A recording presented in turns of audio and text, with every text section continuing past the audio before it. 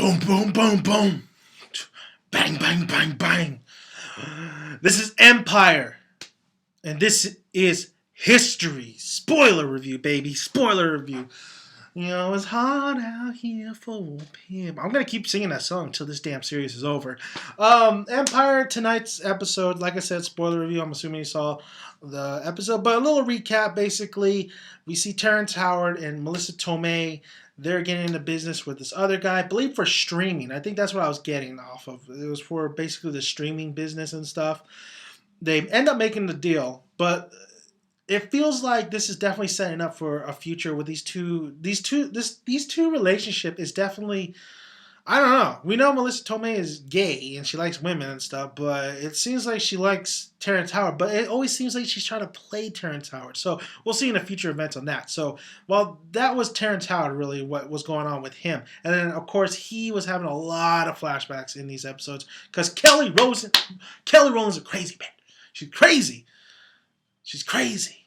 Anyway, then we have pretty much, let's talk about Jamal real quick. Jamal in this episode, really all he did was basically try to find that sound. He's working with Cookie again, and Terrence Howard ain't going to like that. Lucius is not going to like that at all. So Jamal and Cookie but Cookie, she knows Jamal. Of course, if you're watching this, Cookie is so right for Jamal when it comes to music. She is the only one that could really bring Jamal out and really bring that sound out. Like Lucius is for Frida. He brings Frida out of that zone. He takes the streets into the music, and because Lucius really relates to that. But before we get to Frida, we got to get to Hakeem and his girl group. The one chick who he likes, I can't remember her name. She gets pointers from, I believe, Tanisha. I believe it was or Tiana. She gets pointers from Tiana because there's a little struggle of power in that little girl group. One girl wants to take over the chick that Hakeem likes his spot, and she's the leader. So Cookie's saying she don't got it. So Hakeem really is bringing her up. At one point, he puts her in front of everybody, or just they're in a crowded area. He has her stand up on one of the one of the stairs or whatever, and she starts singing. Everybody loves it, and she finds her confidence, and she kisses Hakeem, and yeah, everything's good in the world.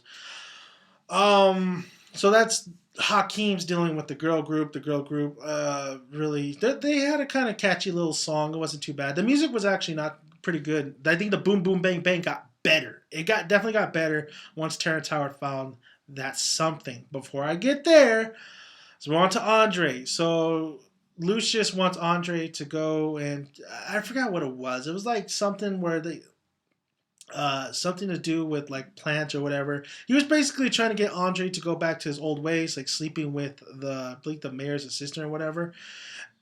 She's hardly like that. When they said that, I was like, whoa, yeah, I forgot about her, and I forgot about that thing that Andre goes and gets what he wants by sleeping with this chick.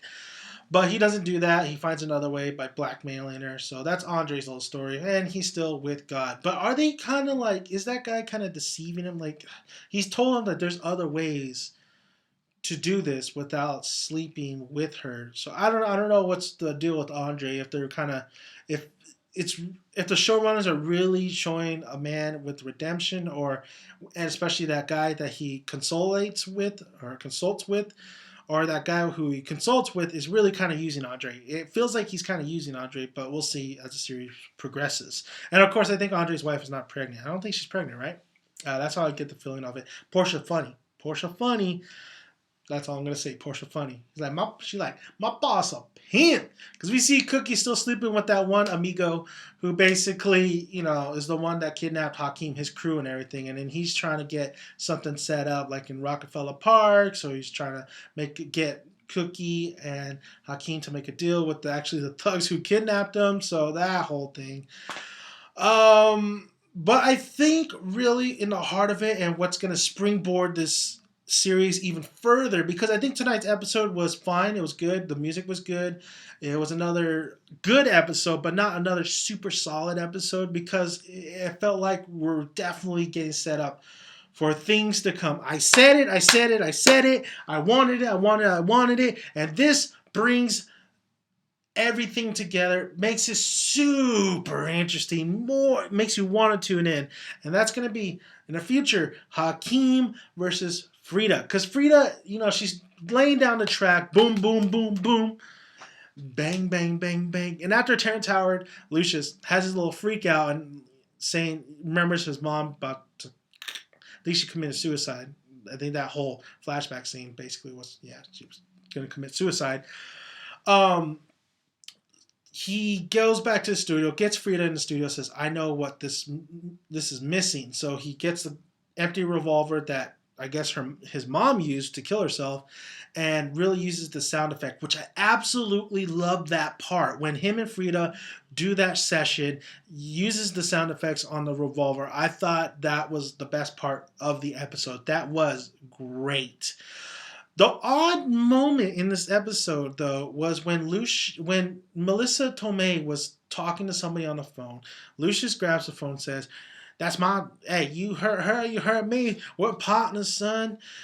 Tony, get out of here. But Melissa, I don't know. That whole scene felt very, very odd. So I don't know what that relationship is going to go. I don't know where we're going with this.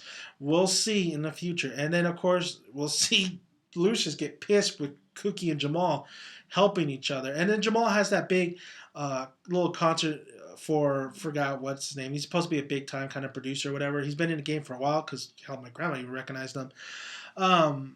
But yeah, Jamal, it's an honor, I guess, that Jamal was seen in front of him. I forgot. I don't know who it is, honestly.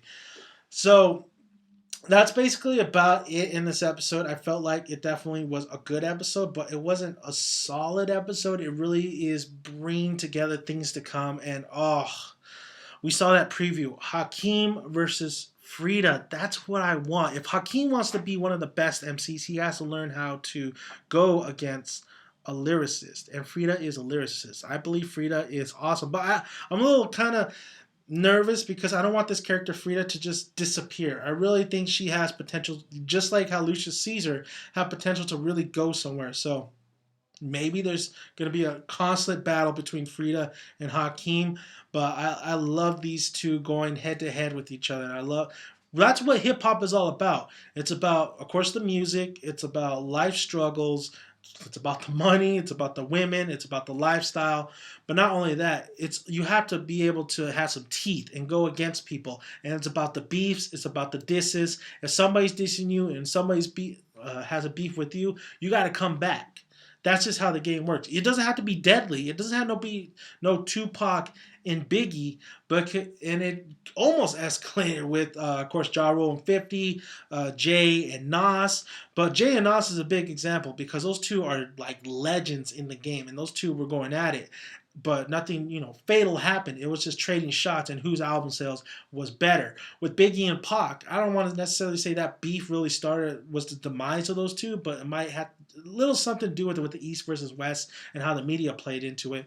But listen, beefs are gonna happen, disses are gonna happen, and that's how it all started, man. It started with battling, and that's what I want to see in what this show give us is battling. And I think Frida is a perfect candidate to battle Hakeem, and I think Hakeem still needs to grow. I think he's a great top charter. This is actually a reflection of hip hop today.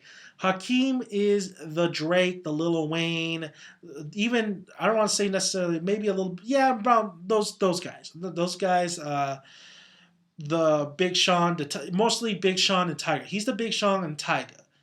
Frida is the Tech Nine, the Andre Nicotina.